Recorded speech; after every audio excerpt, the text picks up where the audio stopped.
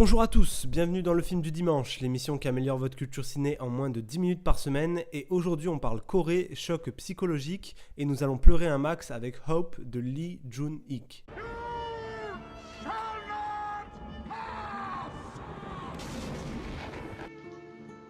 You talking to me? I am your father. Funny how? I mean, funny like I'm a clown, I amuse you?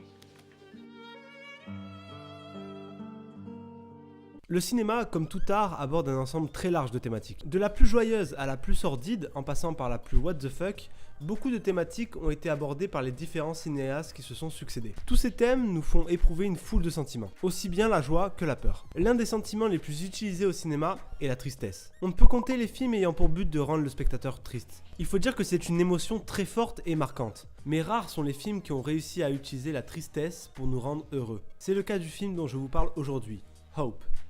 Hope, So-woon, en VO, est un drame coréen sorti en 2013 et réalisé par Lee Jun-ik. Lee Jun-ik qui a notamment réalisé Le Roi et le Clown, The Throne ou encore Anarchist from Colony plus récemment. Au niveau du casting, la majorité des acteurs ne vous diront rien si vous ne vous intéressez pas particulièrement au cinéma coréen. Mais l'on retrouve notamment Seol Kyung-gyu, que l'on a vu aussi dans Public Enemy, Peppermint Candy ou encore Oasis.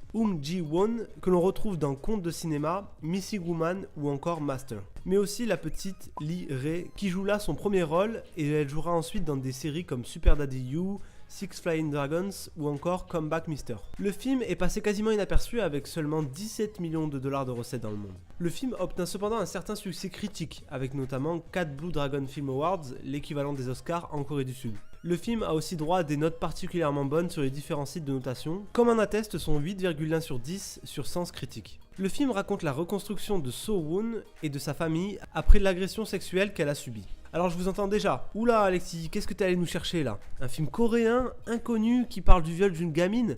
Tout va bien dans ta vie, tu veux qu'on en parle? Eh bien laissez-moi vous parler de ce film.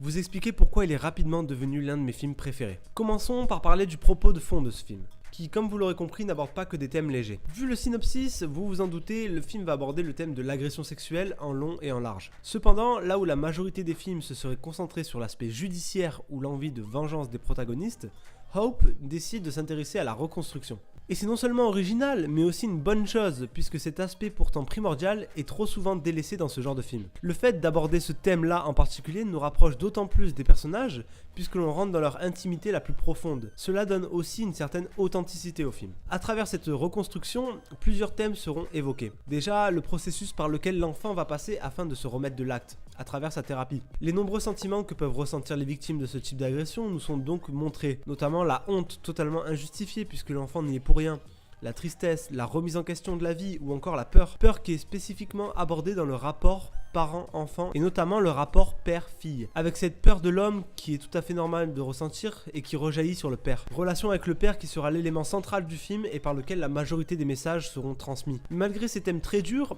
un message positif ressort du film, avec cette envie de nous montrer que malgré les pires choses que nous pouvons subir, il est toujours possible de se relever et de continuer sa vie. C'est un message un peu utopiste, je vous l'accorde, mais qui me semble bon de transmettre. La dureté du film nous permet aussi de relativiser nos vies, qui pour la majorité sont bien plus faciles que celles de cette petite fille. Mais le film, toujours grâce à ce thème principal, aborde une vision plus globale de son pays et du monde en général. De son pays tout d'abord avec la mise en avant de la partie assez pauvre de la société coréenne, la partie ouvrière qui nous est décrite au début du film où la vie n'est pas toujours facile, mais aussi du monde en général avec le rôle des médias qui, toujours à l'affût du moindre buzz, va avoir un rôle négatif dans cette histoire. On a aussi une certaine critique de la gestion judiciaire de ce genre d'affaires. Tous ces thèmes permettent un second degré de lecture bienvenu et qui rendent le message de fond plus complet. Mais comme je le dis dans chaque vidéo, avoir un propos de fond c'est bien. Mais sans une forme haut niveau, le spectateur s'ennuiera rapidement et ce message lui passera au-dessus de la tête. Et à ce niveau-là, Hope se débrouille aussi très bien. Commençons par parler de la réalisation. La mise en scène tout d'abord est plutôt fonctionnelle. On a assez peu de jeux de caméra, cela laisse toute notre attention se porter uniquement sur les acteurs qui, nous le verrons plus tard, sont très bons. Même si la mise en scène me semble assez peu originale et assez sobre, nous pouvons noter l'utilisation fréquente du plan fixe, ou de mouvements lents qui vient ajouter de l'intensité à certaines scènes où la tension est palpable. Nous pouvons aussi noter un réalisme frappant tout le long du film, avec un sens du détail qui nous prend à la gorge lors de plusieurs scènes. Lee Jun-ik n'hésite pas à nous montrer certains détails pour encore plus nous marquer. Cependant, ces détails sont compensés par une certaine pudeur assez originale pour ce genre de film, notamment la scène du viol où, sans nous montrer, le réal arrive quand même à nous prendre aux tripes. Le film nous propose aussi une photographie très naturelle qui ajoute de l'authenticité avec une très belle luminosité, ce qui va contraster avec le thème du film. C'est justement le style de petits détails qui font que l'on ressort du film presque heureux et qui donne cette petite touche d'espoir recherchée. Autre point permettant cette touche d'espoir, la musique tout simplement magnifique et qui nous accompagne tout le long du film. Parlons maintenant du scénario, autre très bon point du film. Le scénario suit une structure simple avec la mise en place du cadre, l'événement perturbateur et la reconstruction de la petite fille. On a donc un scénario simple mais efficace.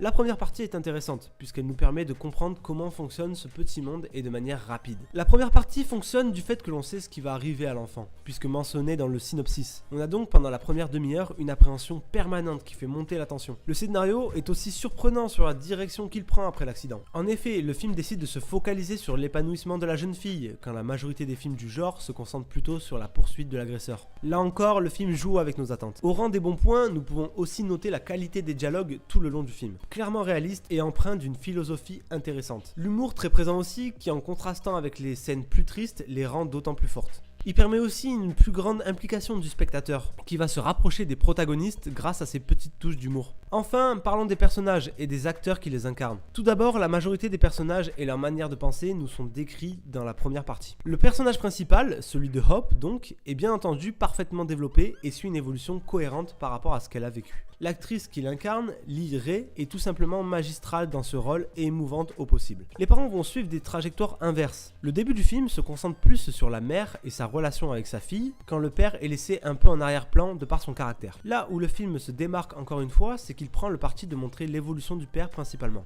même si sa mère reste bien présente. Ce qui est assez original puisque beaucoup de films se concentrent sur la relation mère-fille habituellement. Les acteurs là aussi sont parfaits, jamais dans le surjeu, toujours juste, ce qui peut être difficile dans ce type de rôle. Un petit mot aussi sur les acteurs secondaires qui sont aussi très bons et pour lesquels on s'attache rapidement et complètent l'ensemble de manière parfaite. Pour conclure, Hope est un film particulièrement intéressant dans sa manière de traiter le thème de l'agression sexuelle. Le film fait aussi preuve d'une sobriété exemplaire bienvenue lorsque l'on aborde ce genre de thème et qui permet d'être visionnable par tout le monde, même des personnes assez jeunes. On retrouve aussi une certaine similarité avec le film dont je vous ai parlé dimanche dernier, Happiness Therapy, dans leur manière de nous laisser avec le sourire tout en abordant des thèmes difficiles. Car ne vous y trompez pas, derrière son thème assez difficile, Hope est un véritable feel-good movie qui vous rendra plus optimiste que vous ne l'étiez avant le visionnage. Ce film, par sa forme simple et efficace et son fond intéressant, est une véritable pépite que je vous conseille absolument. Et vous, qu'avez-vous pensé de ce film? Est-ce que comme moi vous le considérez comme un véritable chef-d'œuvre?